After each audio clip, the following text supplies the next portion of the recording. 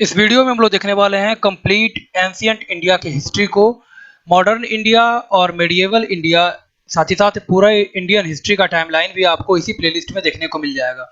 Description box में उसका link भी हम दे दे रहे हैं, तो वहां से जाकर के अभी आप देख सकते हैं इसको। तो अभी हम लोग देखने वाले हैं 2500 बीसी से लेकर के 712 एडी, यानी इंडस वैली सिविलाइजेशन से लेकर के फर्स्ट अरब इन्वेजन जब होता है मोहम्मद बिन कासिम का, वहां तक स्टार्ट करते हैं हम लोग। फिर सबसे पहले 2500 बीसी से लेकर के 1750 बीसी तक इंडस वैली सिविलाइजेशन रहा यहाँ पे। अगर सिंधु घाटी सभ्यता को हम लोग देखें तो सबसे पहले हड़प्पा। हड़प्पा रावी नदी के किनारे बसा हुआ था, पंजाब पाकिस्तान का जो अभी प्रोविंस है वहां पे था हड़प्पा, और इसको खोजा गया था 1921 में दयाराम साहनी के द्वारा। मोहनजोदारो ये इंडस यानी सिंधु नदी के किनारे था, और ये अभी वर्तमान में सिंध पाकिस्तान में है। राखाल दास बनर्जी ने इसको खोजा था 1922 में। चनहुदरो ये भी सिंधु नदी के किनारे, सिंध पाकिस्तान इसका लोकेशन है, और मैक्के ने इसको खोजा था 1925 में। लोथल भोगवा नदी के किनारे, गुजरात इंडिया में है ये अभी, और एस आर राव ने इसको खोजा था 1925 में। कालीबंगा घग्गर नदी के किनारे, राजस्थान इंडिया में है। अमलानंद घोष ने इसको खोजा था 1951 में। बनावली की खोज की थी आर एस बिस्ट ने 1973 में। घग्गर नदी के किनारे है ये, और ये अभी वर्तमान में हरियाणा भारत में है। धौलावीरा लूनी नदी के किनारे है, और ये अभी वर्तमान में पड़ता है गुजरात भारत में, और जेपी जोशी ने इसको खोजा था 1967-68 में।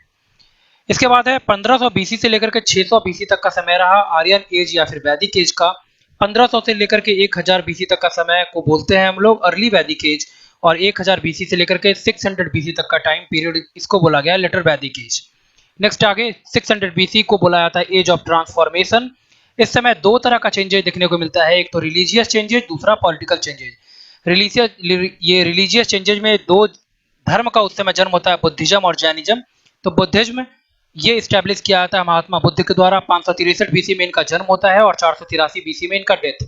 नेक्स्ट अगर जैनिज्म की बात करें तो जैनिज्म जो धर्म है वो स्टार्ट किया गया था महावीर स्वामी के द्वारा। 540 बीसी इनका बर्थ टाइम है, और इनका डेथ हुआ 468 बीसी में। नेक्स्ट है इसके बाद अगर बुद्धिस्ट काउंसिल हम लोग देखें तो ये सबसे ज्यादा इंपॉर्टेंट चीज है, और ये हर एग्जाम में लगभग पूछेगा आपको। तो फर्स्ट जो बुद्धिस्ट काउंसिल है वो आपका होता है 483 बीसी में। वेन्यू जिस जगह पे हुआ वो है राजगीर। उस समय जो अध्यक्ष बने इसके वो बने महाकश्यप, और जो किंग था जिसने इसको संचालित किया था वो था अजातशत्रु। इस समय कंपाइलेशन होता है सूत पीटक आनंदा के द्वारा, और विनय पीटक कंपाइल किया जाता है उपाली के द्वारा। नेक्स्ट दूसरा जो बुद्धिस्ट काउंसिल है वो आपका होता है 383 बीसी में। ये होता है वैशाली बिहार में। मॉन्क किस समय होते हैं सवाकामी, पैट्रॉन किंग है कालअशोक, और इस समय बुद्ध धर्म दो पार्ट में टूटता है, स्थावेर और महासंगिक में। तीसरा बुद्धिस्ट काउंसिल होता है 250 बीसी में। ये होता है आपका पाटलिपुत्र बिहार में ही। मॉन्क होते हैं तिसा, और पैट्रॉन किंग है अशोका। कंपाइल इस समय किया जाता है अभिधम्ब पीटक। तीसरा जो पीटक है उसको कंपाइल किया जाता है फर्स्ट बुद्धिस्ट काउंसिल में सूत पीटक और विनय पीटक, और तीसरा जो बुद्धिस्ट काउंसिल है उस समय अभिधम्ब पीटक। चौथा बुद्धिस्ट काउंसिल ये होता है 98 एडी में कश्मीर में। इस समय जो मॉन्क होते हैं वो होते हैं वसुमित्र, और पैट्रन किंग है इस समय कनिष्क। कंपाइलेशन होता है इस समय महाविभाषा शास्त्र का, और इस समय जो बुद्ध धर्म है वो दो भाग में टूटता है, हीनयान और महायान में। नेक्स्ट इसके बाद 600 बीसी में ही पॉलिटिकल चेंजेस भी देखने को मिलता है। 16 महाजनपद उस समय निकल के आता है, और इन जनपदों को अगर हम लोग देखें तो सबसे पहले है अंग चंपा, इसकी राजधानी थी। भागलपुर मुंगेर का ये लोकेशन है इसका। मगध जो महाजनपद था वो भी बिहार में ही था, और इसका वर्तमान लोकेशन है पटना और गया का क्षेत्र। इसकी राजधानी उस समय थी राजगृह। काशी तीसरा महाजनपद है, और इसकी राजधानी उस समय थी वाराणसी, और वर्तमान वाराणसी का जो क्षेत्र है वही तीसरा महाजनपद था 6ठी शताब्दी ईसा पूर्व में भी। कौशल की राजधानी श्रावस्ती, और वर्तमान में ये एरिया है इसका फैजाबाद, गोंडा और भराइच। वज्जी पांचवा है, और इसकी राजधानी उस समय थी विदेह या फिर मिथिला, और ये वर्तमान में वैशाली का क्षेत्र है। मल्ल छठा, और इसकी राजधानी थी कुशीनगर। देवरिया और गोरखपुर जो है वर्तमान में वही उस समय मल्ल था। चेदी सातवां महाजनपद, इसकी राजधानी शक्तिमती, और वर्तमान में जो बुंदेलखंड का रीजन पड़ता है वो है चेदी महाजनपद का। वत्स आठवां महाजनपद है, और इसकी राजधानी थी कौशाम्बी। इलाहाबाद और मिर्जापुर का जो लोकेशन अभी वर्तमान में है वो उस समय वत्स महाजनपद हुआ करता था। कुरु इंद्रप्रस्थ इसकी राजधानी थी। हरियाणा और दिल्ली का क्षेत्र वर्तमान में है। पांचाल 10वां महाजनपद, और इसकी राजधानी उत्तरी पांचाल और दक्षिणी पांचाल दो पार्ट में पार्टिसिपेट था ये।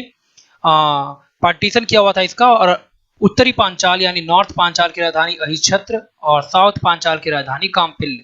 वेस्ट यूपी का जो लोकेशन है वो उस समय हुआ करता था पांचाल। 11वां महाजनपद है मत्स्य और इसकी राजधानी थी विराटनगर।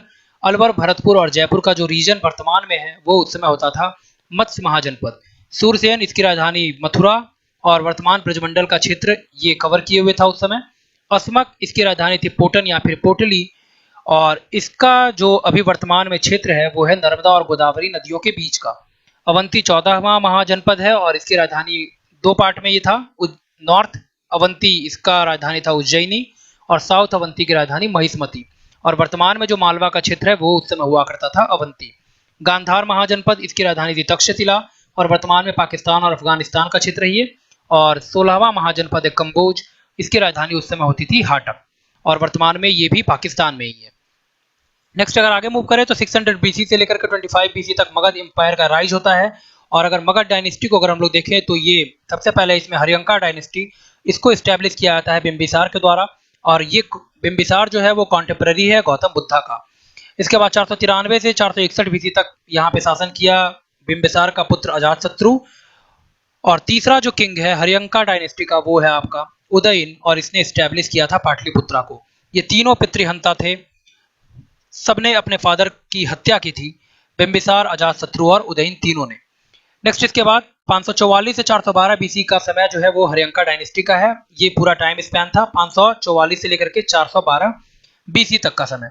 और किंग इसमें कौन कौन सा हुआ तो बिंबिसार, अजातशत्रु और उदयन फेमस किंग हैं हरियंका डायनेस्टी के। नेक्स्ट इसके बाद है आपका मगध एम्पायर में ही। मगध एम्पायर में अगर देखें हम लोग 321 बीसी से लेकर के 185 बीसी तक का जो समय है उसको बोला गया मौर्यन एम्पायर। मौर्यन एम्पायर यानी मौर्य साम्राज्य का समय रहा। और 150 बीसी से लेकर के 250 एडी तक का जो भी टाइम स्पैन रहा वो रहा पोस्ट मौर्यन एम्पायर का। दो पार्ट में पार्टिसिपेट करते हैं मगध एम्पायर को अगर तो। 412 से लेकर के 344 बीसी तक का समय रहा शिशुनाग डायनेस्टी का। और इस समय 344 से लेकर के 322 बीसी तक का समय है नंद डायनेस्टी का। शिशुनाग के बाद नंद, और 327 बीसी और 326 बीसी के समय के बीच में ही अलेक्जेंडर का इन्वेजन होता है इंडिया पे, इनफैक्ट 326 बीसी में। नेक्स्ट इसके बाद 412 से 344 बीसी का समय रहा शिशुनाग डायनेस्टी का। 344 से 322 बीसी रहा यहाँ पे नंद डायनेस्टी। 327 बीसी से 326 बीसी तक का समय रहा अलेक्जेंडर के इन्वेजन का यहाँ पे। 322 बीसी में मौर्य डायनेस्टी का स्थापना हुआ। चंद्रगुप्त में ने डिफीट किया धनानंद को, जो आखिरी नंद डायनेस्टी का जो किंग है धनानंद उसको डिफीट करता है चंद्रगुप्त मौर्य। नेक्स्ट इसके बाद फिर आता है आपका मौर्य डायनेस्टी। तो मौर्य डायनेस्टी में पहला जो रूलर है वो है चंद्रगुप्त मौर्य, और इसका जो टाइम स्पैन है वो है आपका 322 बीसी से लेकर के 298 बीसी तक का। 305 बीसी में इसने सेल्यूकस निकोटर को हराया, और मेगास्थनीज इसी के समय में आता है इसी के कोर्ट में, और इसने जो है चंद्रगुप्त मौर्य ने वो जैनिज्म यानी जैन धर्म को स्वीकार किया था। 298 से 273 बीसी का टाइम पीरियड रहा बिंदुसार का, और इसने टाइटल लिया था अमित्रघात का। इसने पैट्रियनाइज्ड किया था आजीवक संप्रदाय को, यानी इसने संरक्षण प्रदान किया था आजीवक संप्रदाय को। नेक्स्ट इसके बाद जो तीसरा किंग है मौर्य डायनेस्टी में है वो है आपका अशोक, और इसने शुरुआत में वार ऑफ एसेशन किया और 269 में फाइनली ये राजा बनता है। 273 से लेकर के 232 बीसी तक इसने शासन किया मगध पे।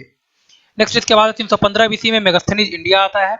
इसके बाद फिर 273 बीसी से लेकर के 232 बीसी का जो टाइम स्पैन है वो है अशोका का। 261 बीसी में ये कलिंग का युद्ध जीतता है।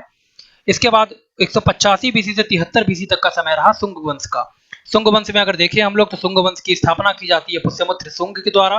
कैपिटल इसका होता है विदिशा, वर्तमान में मध्य प्रदेश का क्षेत्र ही है, और कालिदास इसी के कोर्ट में थे यानी इसी के राज कवि थे सुंग डायनेस्टी के, यानी पुष्यमित्र सुंग के दरबार में थे कालिदास। इसके बाद है 73 बीसी से लेकर के 28 बीसी तक का जो समय रहा वो कण्व डायनेस्टी का रहा, और इसका फाउंडर जो था वो था वसुदेव। इसकी राजधानी थी पाटलिपुत्रा। इसके बाद नेक्स्ट है 60 बीसी से लेकर के 225 एडी तक सिमुक ने सातवाहन वंश की नींव रखी, सातवाहन डायनेस्टी को एस्टैब्लिश किया था सिमुक ने, फाउंडर था सिमुक इसका। सिमुक रूलर बनता है 60 बीसी से लेकर के 37 बीसी तक इसने शासन किया सातवाहनों की तरफ से। इसके बाद 106 से 130 एडी तक गौतमी पुत्र सातकर्णी ने शासन किया, सातवाहन वंश का ये भी सबसे प्रतापी राजा था। इसके बाद इसने डिफीट किया था क्षत्रप को, शक क्षत्रप को, गौतमी पुत्र सातकर्णी ने। पहली शताब्दी ईसा पूर्व से लेकर के चौथी शताब्दी ईस्वी तक शक साम्राज्य रहा। वेस्टर्न इंडिया को अगर देखें हम लोग खास करके वहां पे पहली सेंचुरी एडी से लेकर के तीसरी शताब्दी ईस्वी तक कुषाण वंश का शासन रहा और इसमें सबसे ज्यादा जो फेमस किंग रहा वो रहा 130 से लेकर के 125 ईस्वी तक इसने शासन किया रुद्रदमन ने।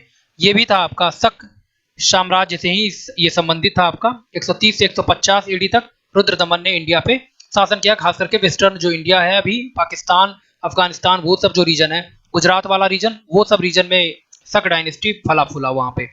नेक्स्ट इसके बाद है पहली शताब्दी ईस्वी से लेकर के तीसरी शताब्दी ईस्वी तक संगम पीरियड, इसको साउथ इंडिया में अगर बोले तो सबसे पहले है चोल डायनेस्टी। तो चोल डायनेस्टी का एम्बलम जो था, इसका प्रतीक चिन्ह वो था बाघ, पांड्य का था मछली और चेर का था धनुष और वाण। अब अगर चेरा डायनेस्टी को देखें तो इसका कैपिटल था वंजी या फिर कारायूर। पोर्ट्स जो इंपॉर्टेंट पोर्ट्स था बंदरगाह चेरा डायनेस्टी का उस समय था मुजरिस या फिर तोंडी, और पहला रूलर जो था वो था उदयान जेरल। ये था चेरा डायनेस्टी। नेक्स्ट इसके बाद चोल ने अपनी राजधानी बनाई थी उरायूर को। इस समय जो फेमस पोर्ट था बंदरगाह वो था पूहर या फिर कावेरीपट्टनम, और पहला रूलर जो था चोला डायनेस्टी का वो था एलारा।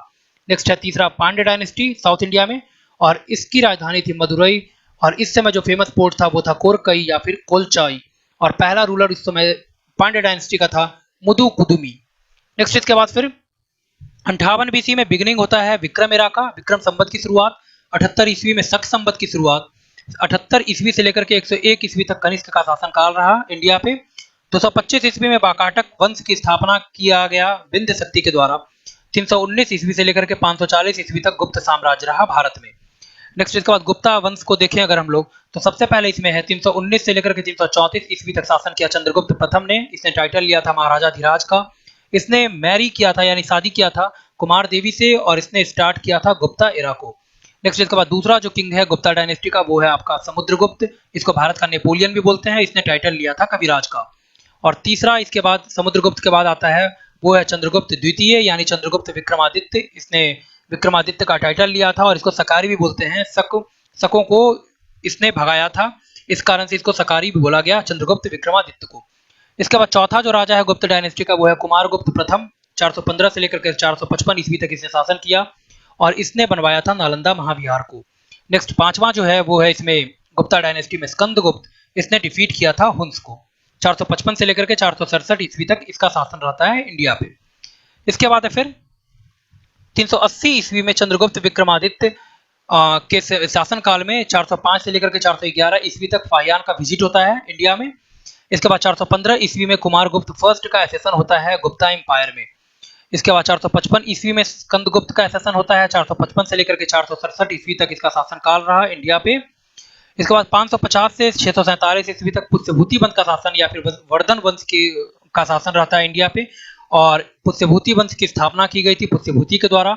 606 ईस्वी में राज्यवर्धन जो इसी में किंग है उसकी हत्या की जाती है शशांक के द्वारा, और 606 से 647 के बीच का जो समय रहा वो रहा हर्षवर्धन का। ये भी पुष्यभूति वंश का ही शासक है।